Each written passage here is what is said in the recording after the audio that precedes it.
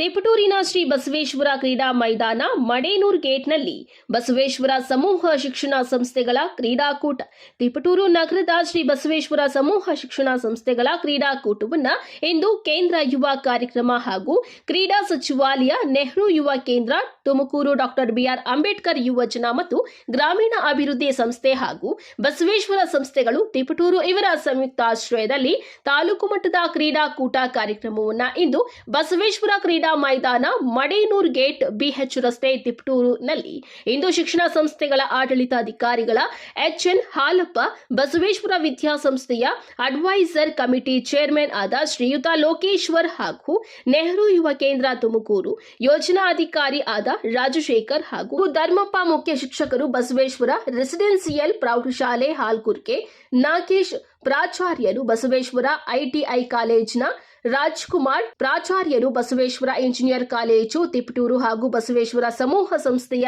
ಎಲ್ಲಾ ಬೋಧಕ ಮತ್ತು ಬೋಧಕೇತರ ಸಿಬ್ಬಂದಿಗಳು ಹಾಗೂ ಎಲ್ಲಾ ಬಸವೇಶ್ವರ ಸಮೂಹ ಶಿಕ್ಷಣ ಸಂಸ್ಥೆಯ ವಿದ್ಯಾರ್ಥಿಗಳು ಸಹ ಹಾಜರಿದ್ದು ಕಾರ್ಯಕ್ರಮವನ್ನು ಉದ್ಘಾಟನೆ ಮಾಡಿ ನಿವೃತ್ತ ಎಸಿಪಿಗಳಾದ ಲೋಕೇಶ್ವರ್ ಅವರು ವಾಲಿಬಾಲ್ ಪಂದ್ಯದ ಸರ್ವಿಸ್ ಮಾಡುವ ಮೂಲಕ ಕ್ರೀಡಾಕೂಟಕ್ಕೆ ಕಾರ್ಯಕ್ರಮವನ್ನು ಉದ್ಘಾಟನೆ ಮಾಡಿ ಶುಭ ಕೋರಿದ್ದಾರೆ.